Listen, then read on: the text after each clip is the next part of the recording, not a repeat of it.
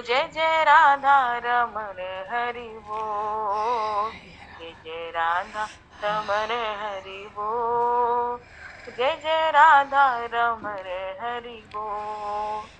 हरि बोल हरि बोल हरि बोल हरि बोल हरि बोल हरि बोल हरि बोल हरि बोल।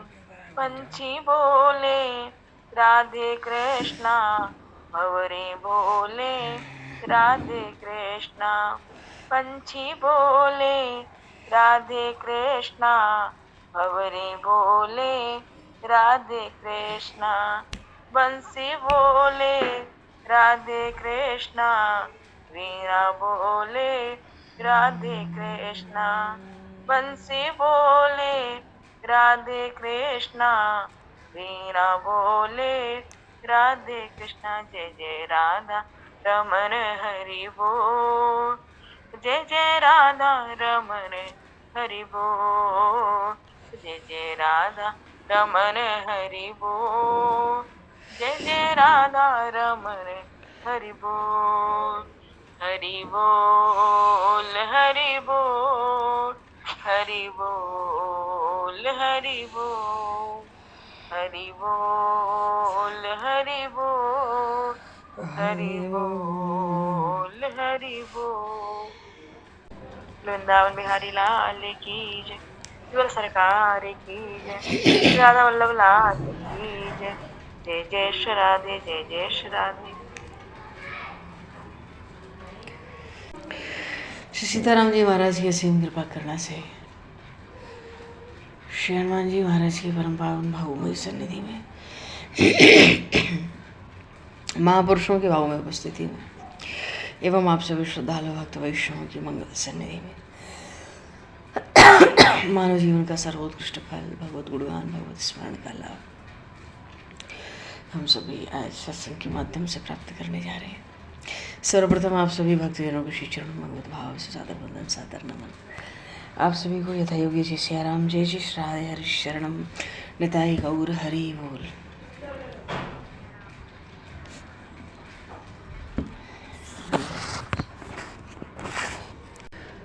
बर्हापीडं नटवर वपुः कर्णियो कर्णिकारम्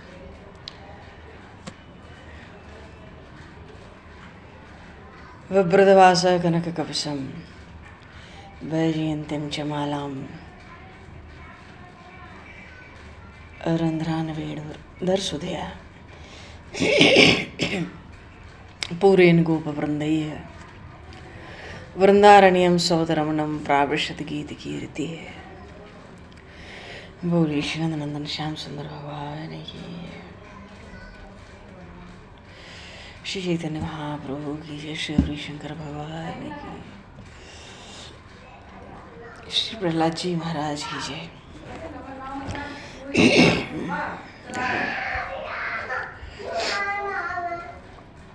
सर्वप्रथम आज तो होलिका दहन का पावन अवसर है।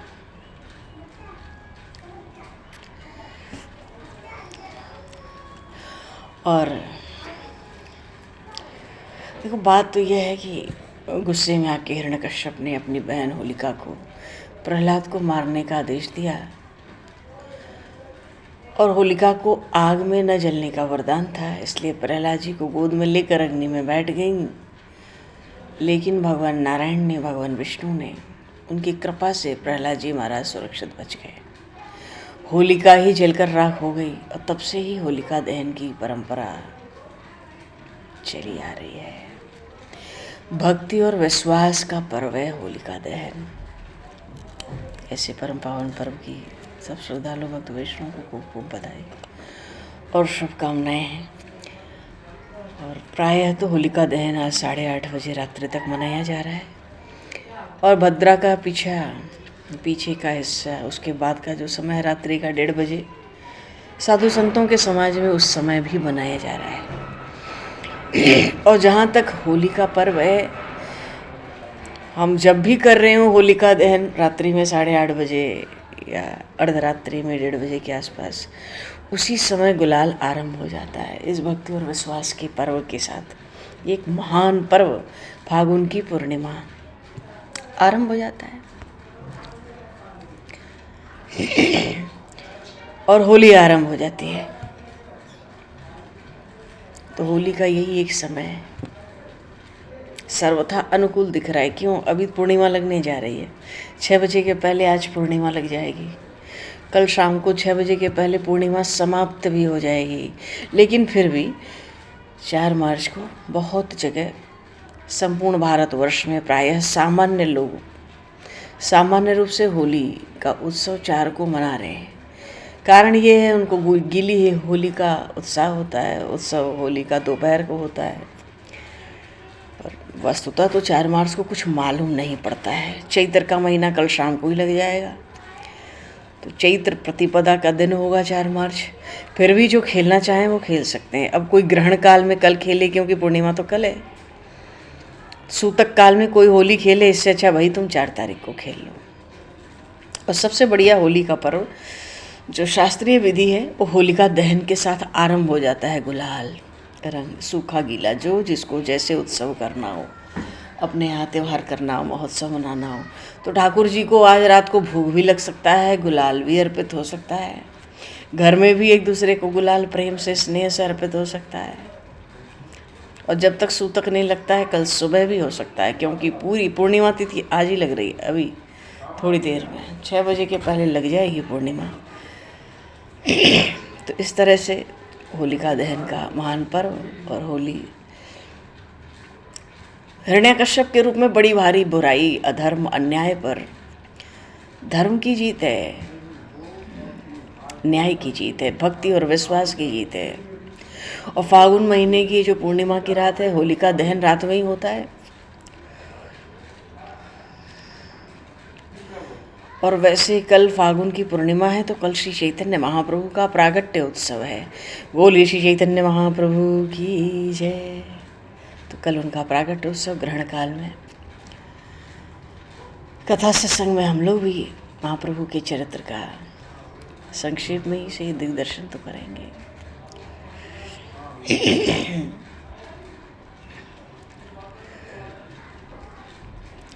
तो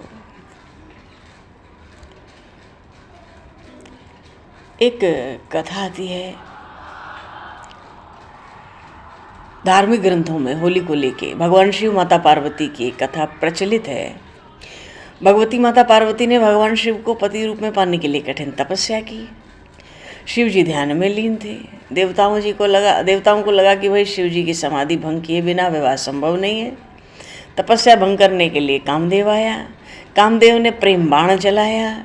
शिव जी की तपस्या भंग हुई, क्रोध प्रकट हुआ, तीसरा नेत्र खुला, कामदेव भस्म हुआ।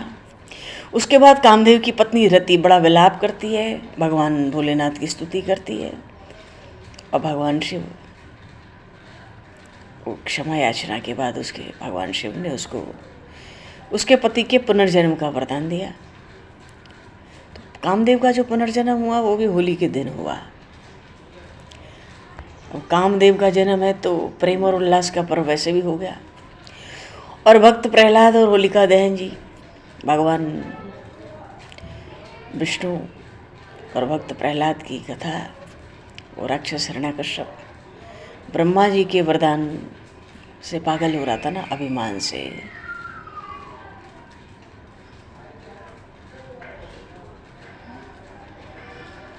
संसार का कोई भी जीव या देवी देवता उसका वध न कर सके, यही वरदान था। तो पागल हो गया, मदमत्त हो गया, खुद को भगवान मानने लगा। उसका परिणाम ये हुआ। तो वो सोचता था मेरा पुत्र प्रहलाद केवल मेरी ही पूजा करे, मेरी ही भक्ति करे। पर वो प्रहलाद जी महाराज, बोलिए श्री प्रहलाद जी महाराज की, वो तो भगवान विष्णु के अनन्य भक्त थे। क्रोध आया, कोई उपाय नहीं लगा नष्ट करने का, तो अपनी बहन होलिका को ही प्रहलाद को मारने का आदेश दिया। अब ब्रह्मा जी को का वरदान, होलिका को जलेगी नहीं अग्नि में तो कभी भी। बड़े उत्साह में लेके गोद में बैठ गई प्रहलाद जी को, ये जल जाएगा भाई, तुम चिंता मत करो, मुझे तो कुछ होगा नहीं, मुझे वरदान प्राप्त है। बढ़ गई अग्नि में, तो जो अपराध भगत कर करही राम रोष भावुक सो जरई। प्रहलाद जी की तो रक्षा हो गई, पर वो होलिका जलकर राख हो गई। तब से होलिका दहन की परंपरा चली है।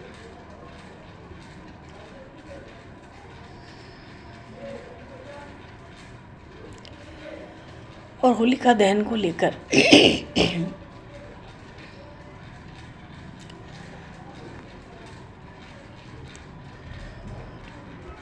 बड़ी सुंदर सुंदर और भी प्रचलित कथाएं हैं। पर भगवान, आज सोमवार का दिन है और इतना बड़ा उत्सव है, त्योहार है अपने में। वस्तुतः प्रहलाद जी की जो कथा है, होलिका दहन भी है, रंगोत्सव भी आज ही है। कल सुबह भी रह सकता है, परसों तक से पहले। भगवान हैं ऐसा दृढ़ता से मानने पर जीव से न पाप होता है, न अन्याय होता है, न दुराचार होंगे, न चिंता होगी, न भय होगा। और अगर भगवान ना हो तो कुछ भी नहीं है।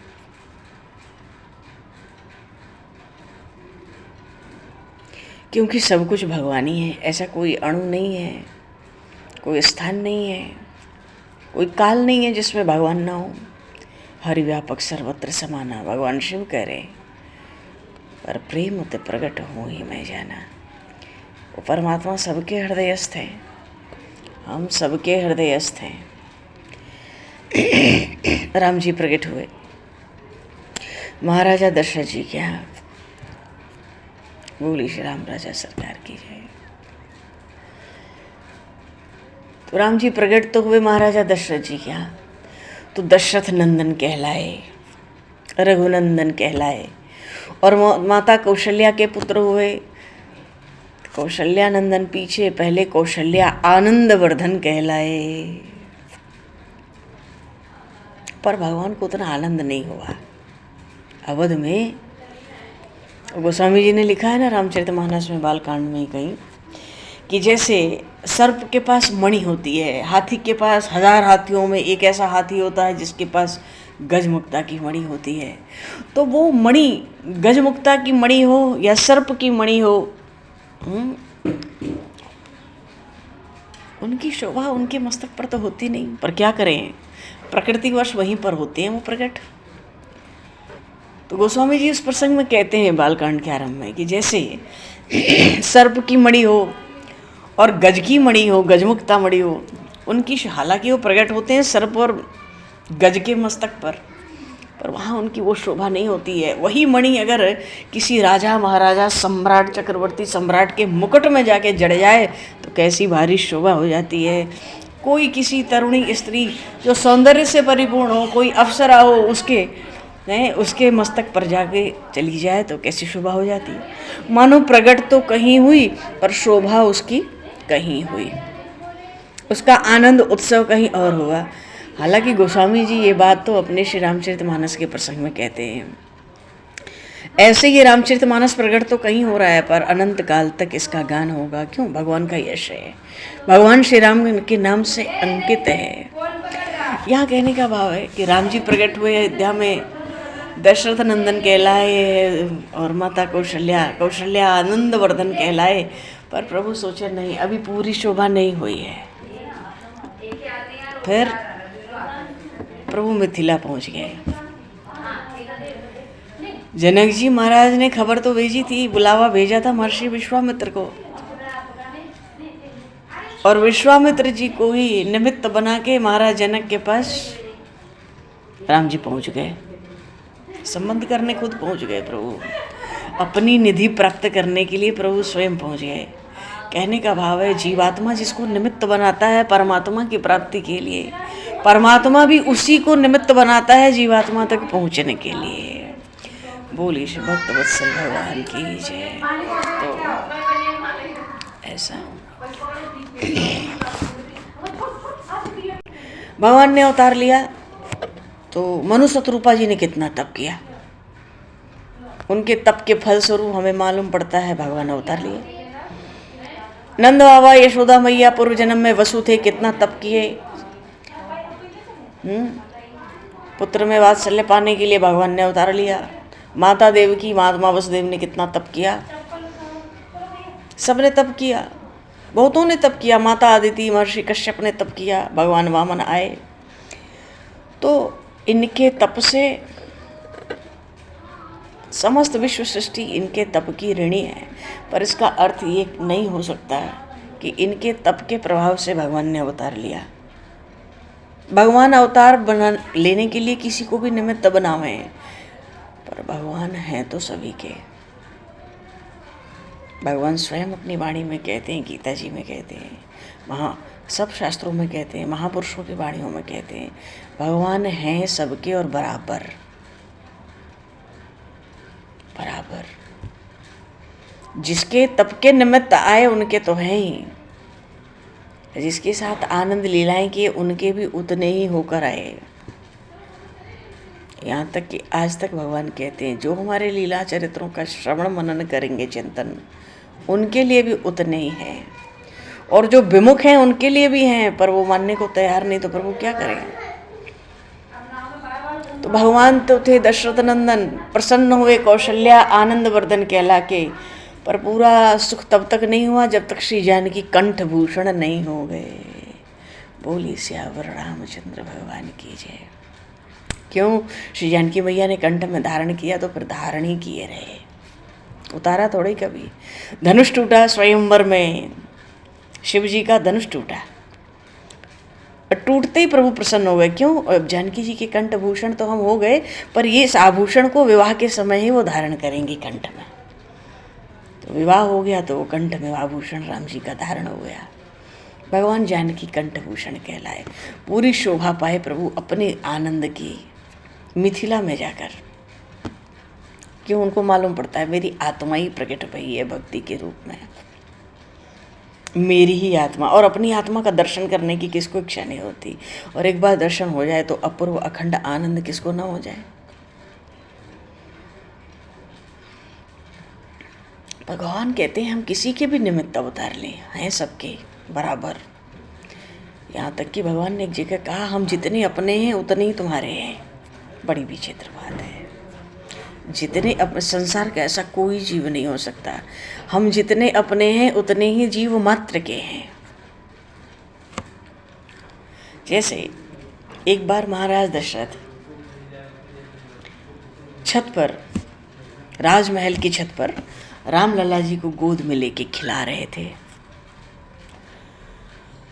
संध्या का समय था कुछ तो रत्नमालिका जी ने देखा, वेदमणि जी ये लोग सब थे ना, रत्नमालिका जी ने देखा तो उनको, अब क्या करें,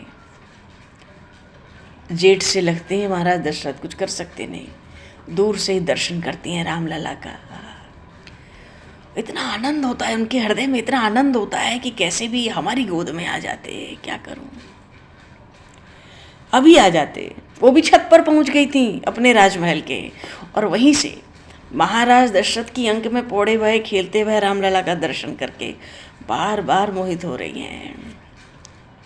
मानो प्रभु ने चित्त हर लिया, खींच के एकदम कलेजा ही खींच लिया हो भीतर से। और प्रभु का तो स्वभाव है,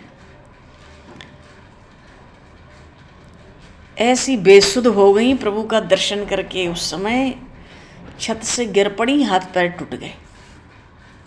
बोलो,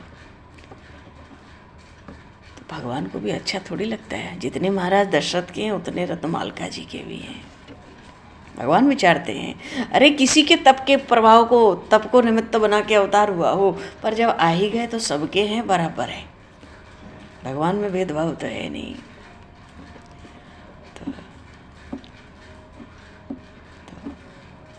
हाँ, भगवान ने, प्रभु ने, अब प्रभु का भी तो हृदय व्याकुल होता है भक्तों के लिए। भक्त व्याकुल हैं तो प्रभु भी व्याकुल होते।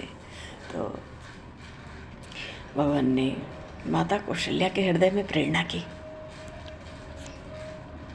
और वही सब सृष्टि के संचालक ही हैं। अरे हम आँख से देखते हैं तो वो आँख में है, आँख का संचालन वो कर रहे हैं तो हम देख रहे हैं।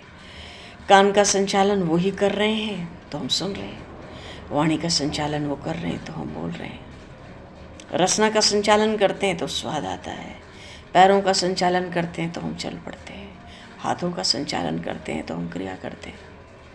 एक एक इंद्रिय में तो भगवान की शक्ति है। गोस्वामी जी रामचरितमानस में कहते हैं बात, सब संचालन उन्हीं का है।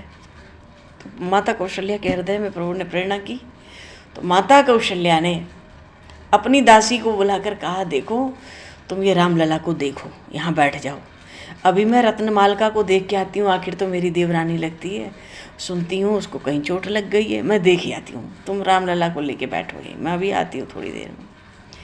जैसे ही कौशल्या माता चली, प्रभु सोचे हम तो रह गए, जाना तो हमें था, जा रही है मैया, गोद में तो मुझे लेना चाहती हैं। वो रोना शुरू कर दिए, खूब रोए, लगे चीखने। तो माता कौशल्या को हार के राम जी को गोद में लेके जाना पड़ा। प्रसन्न हो गए, क्यों, भक्त के पास जा रहे, प्रसन्न हो गए। और जब वहाँ पहुँचे तो माता कौशल्या तो रत्नमालिका जी से बातचीत करने लगी, हाल समाचार कुशल क्षेम होने लगी। और उधर राम जी मैया की गोद से सरक के नीचे आ गए। जो खाट पड़ी थी उसके पाए को पकड़ के धीरे धीरे रत्नमालिका जी के पास जाके बैठ गए, उनकी अंक में पौड़ गए। बोलिए श्री रामलला सरकार की जय। तो जहाँ पहुँचना था पहुँच गए। मानो बता दिया प्रभु ने भक्त को, जितना तुम्हारा हूँ, जितना उनका हूँ उतना ही तुम्हारा भी हूँ। ऐसा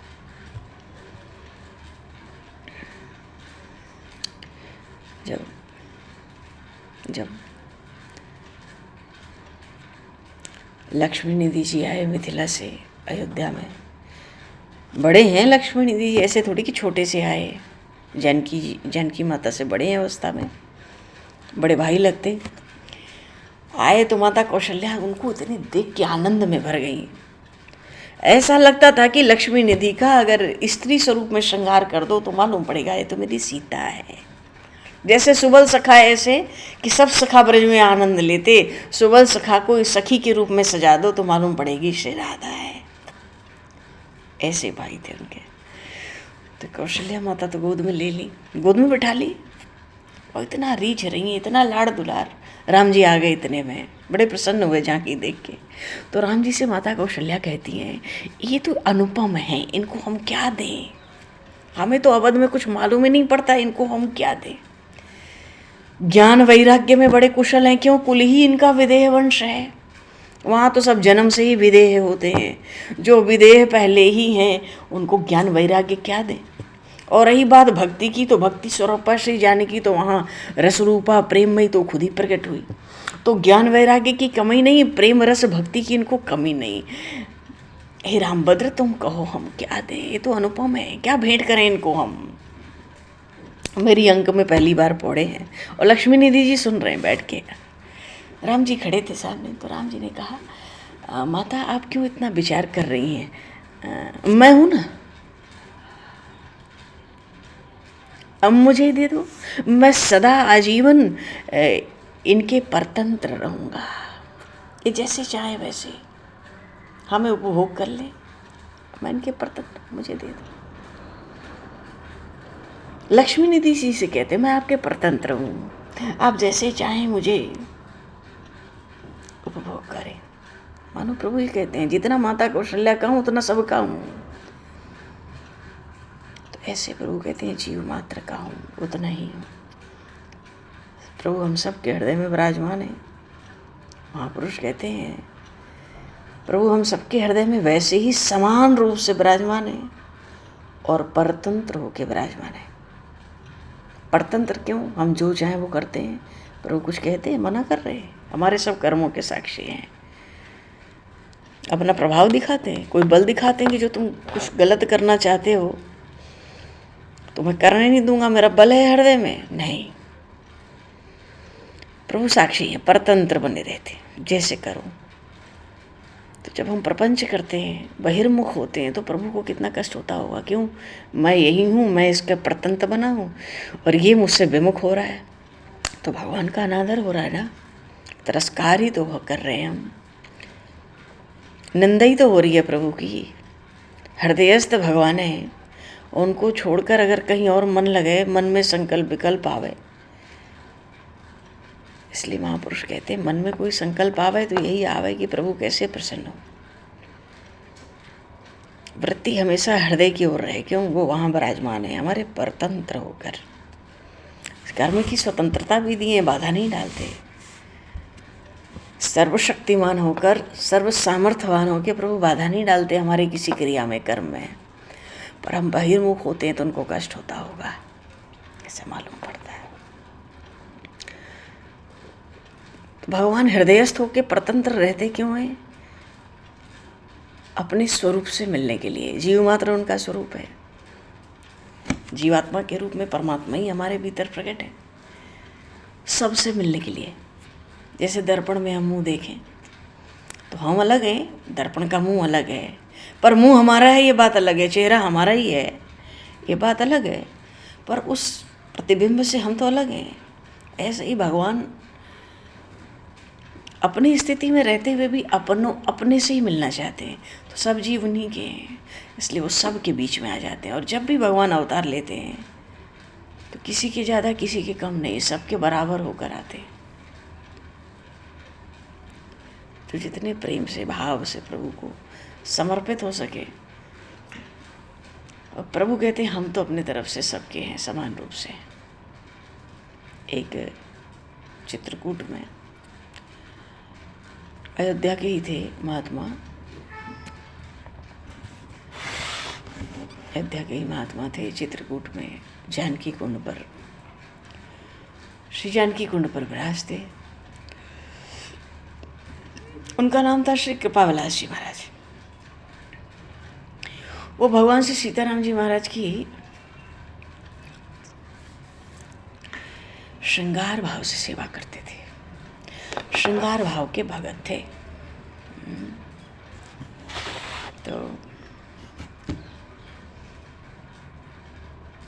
ऐसा भाव लड़ाते थे, ऐसा गूढ़ भाव, गूढ़ प्रेम था उनका कि जब उनका शरीर पूरा होने का समय आया तो वहीं चित्रकूट में श्री जानकी कुंड पर योग बल से समाधिस्थ होकर बैठ गए, ध्यान में बैठ गए भगवान श्री सीताराम जी के।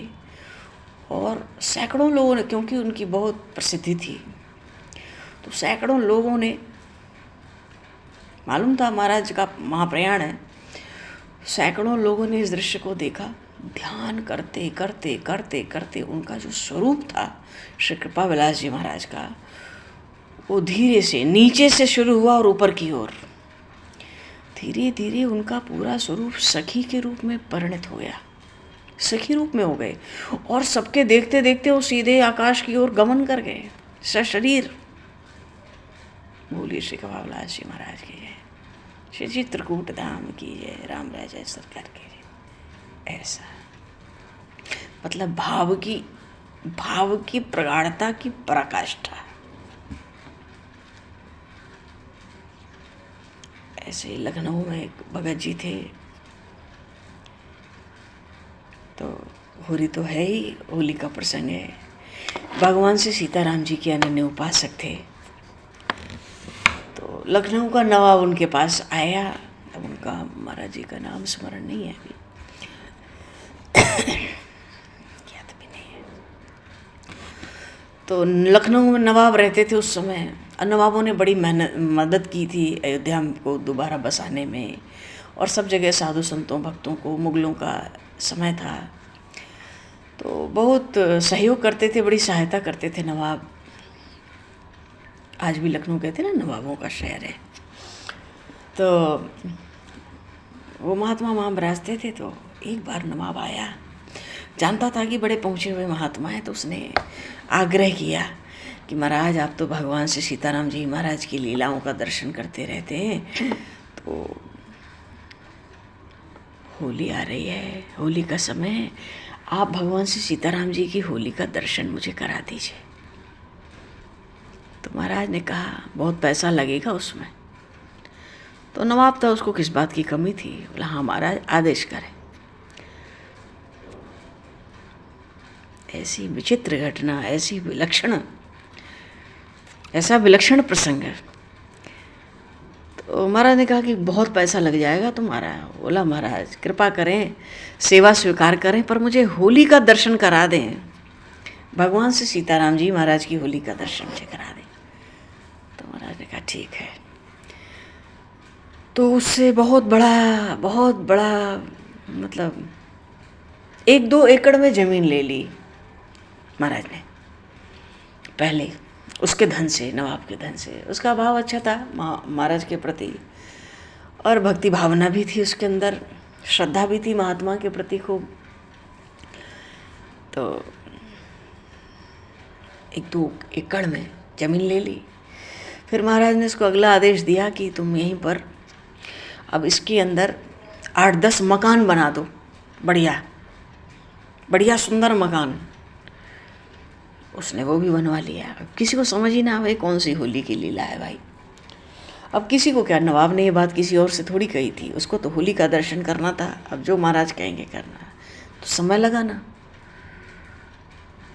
समय लगेगा कुछ।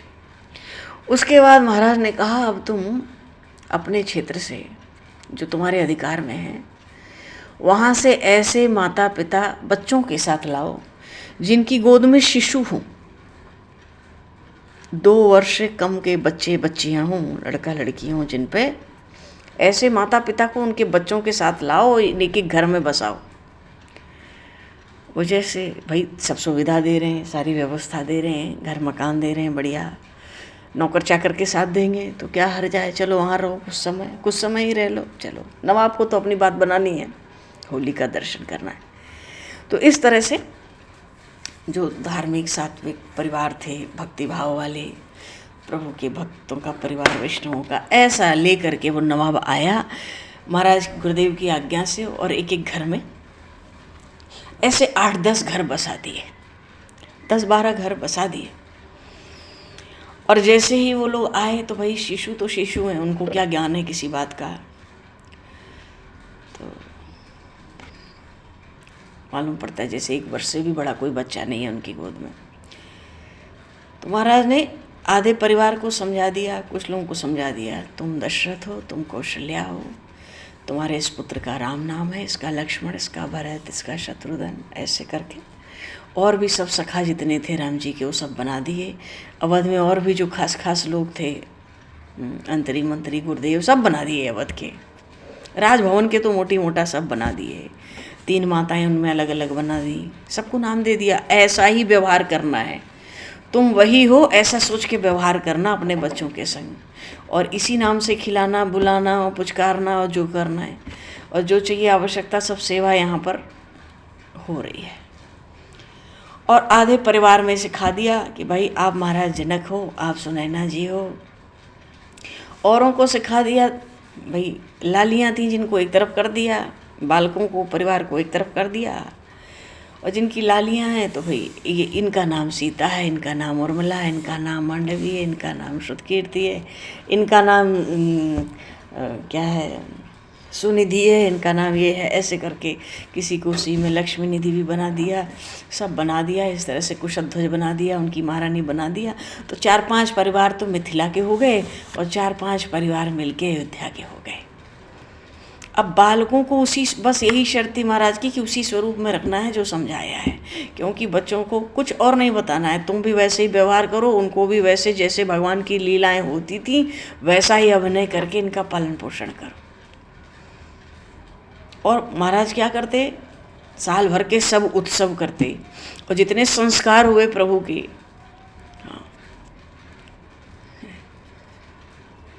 जितने संस्कार होते थे वो सब महाराज कराते थे गुरुदेव जा जा के घरों में, वैसे ही जैसे प्रभु के होते थे, जैसे श्री जानकी जी के होते थे उनके घर में। जैसे माता सुनैना बुला रही है, लाली आ जा, लाली आ जा, खूब श्रृंगार करके खिला रही है। उसी में जनक जी महाराज आते हैं, बीच में वो बुलाना शुरू कर देते हैं। अब लाली सोचती है, शिष्या जो सोचती हैं कहाँ जाएं, माँ के पास जाएं कि पिता के पास जाएं। अभी कहीं जा ही रही हैं, तब तक लक्ष्मी निधि जी हाथ में 2 लड्डू लेके आ जाएं, तो फिर वो बुलाने लगें, तो फिर तो उनको देख के किलकारी मारने लगती थी। मानो जितनी लीलाएं होती थी, बाल लीलाएं और संस्कारों के साथ, तो गुरुदेव वो सब लीलाओं को संपन्न कराते। इस तरह से होते होते जमीन लेना, मकान बनाना, लोगों को बसाना, लीलाओं में सब अभिनय कराना, और फिर वही उन्हीं लीलाओं का मूर्त रूप प्रदान कर दिया गुरुदेव ने। ये सब कार्य में 10-12 वर्ष लग गए। तो एक दिन नवाब से गुरुदेव ने कहा, कल होली है, तुम्हें होली का दर्शन करना है ना? हाँ महाराज। वो भी प्रतीक्षा में ही था, न जाने गुरुदेव ये सब क्या कर रहे हैं। ठीक है, जो कर रहे हैं, हमें तो होली का दर्शन होना है। उन्होंने हाँ कह दी है। ठीक है, तुम कल आ जाना। भीड़ नहीं जुटाई गुरुदेव ने, नवाब को बुलाया, एक दो उसके साथ जो और आए हो, क्योंकि वही सबके साथ कोई ना कोई तो एकाग्र रह ही जाता है। तो एक दो उसके साथ जो आए हो, पर वो भी खूब आनंद लेने आया था। तो कैसे होली दिखाई, अंदर थोड़ी ले गए, वो जो बना के रखा था परकोटे के अंदर 10 घरों का, 8-10 घरों का, और सबका हिसाब किताब, उसके भीतर नहीं ले गए गुरुदेव। एक झरोखा दे दिया परकोटे में, तुम यहाँ से होली का दर्शन करना, भीतर की होली का।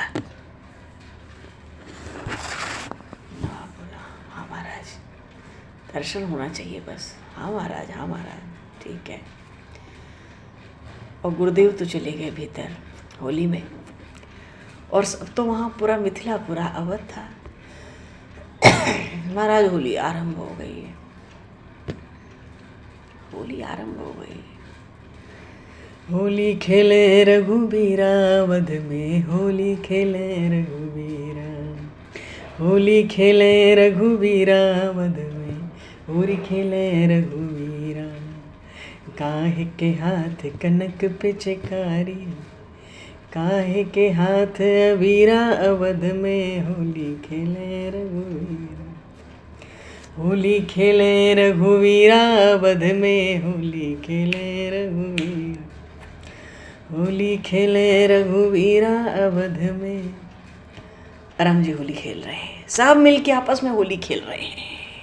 और राम के हाथ कनक पे चकारी, राम जी के हाथ कनक पे चकारी, और सिया जी के हाथे अबीरा, अवध में होली खेले रघुवीरा, होली खेले रघुवीरा, अवध में होली खेले रघुवीरा।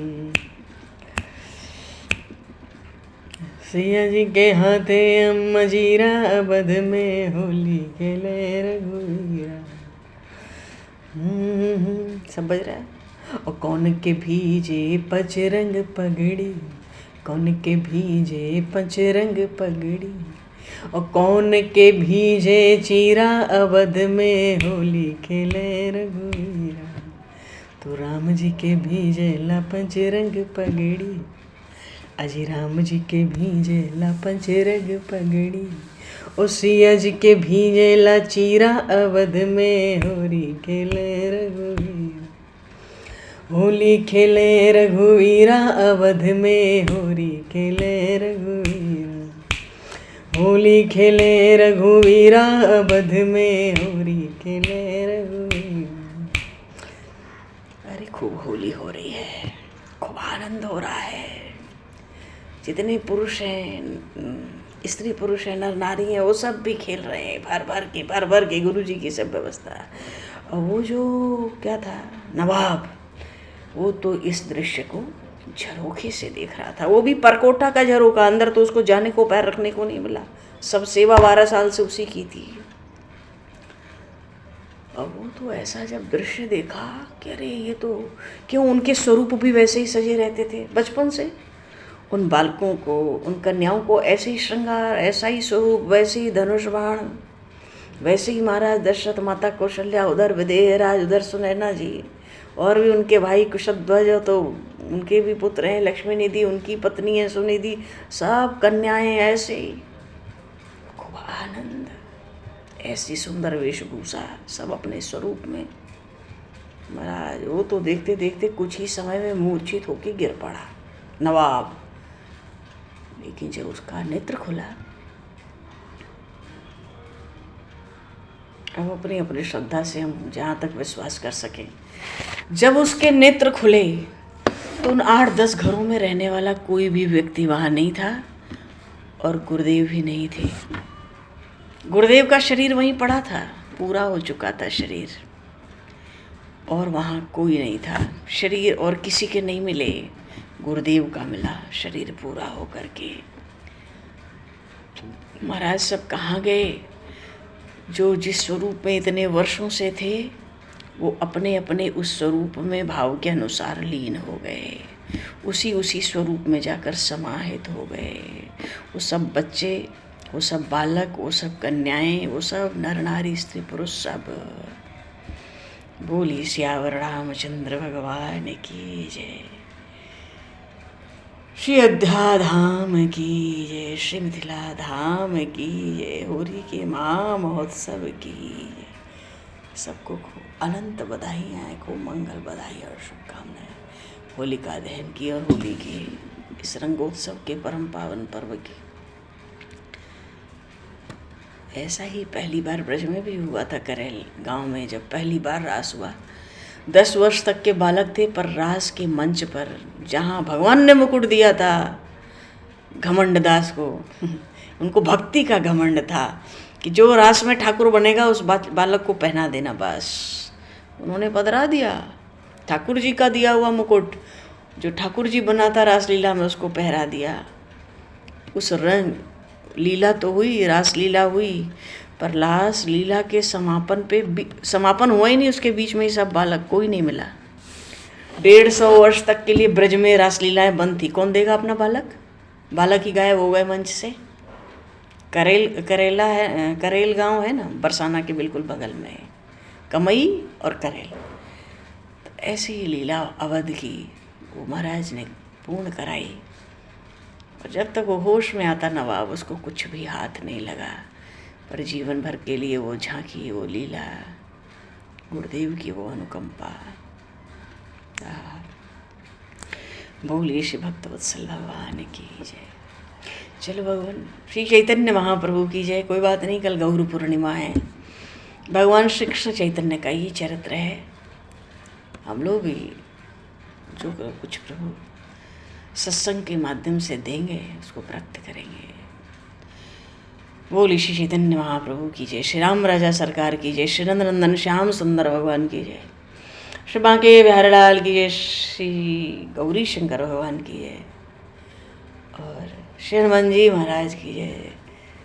सब संतन की जय, सब भक्तन की जय, सतगुरुदेव भगवान की जय। भगवान समय को दर्शित करते हुए आज यहीं पर वाणी को विराम। वाक्य पुष्पांजलि प्रभु के श्री चरणों में सादर समर्पित। आप सभी को भी बधाई हो गया। जय सिया राम, जय जय श्री राधे, हरि शरणम, निताई गौर, हरि बोल, हरि बोल, हरि बोल। जय सिया राम, जय सिया राम, जय जय श्री राम। होली की ढेर सारी शुभकामनाएं सबको। जय हो, जय हो, जय।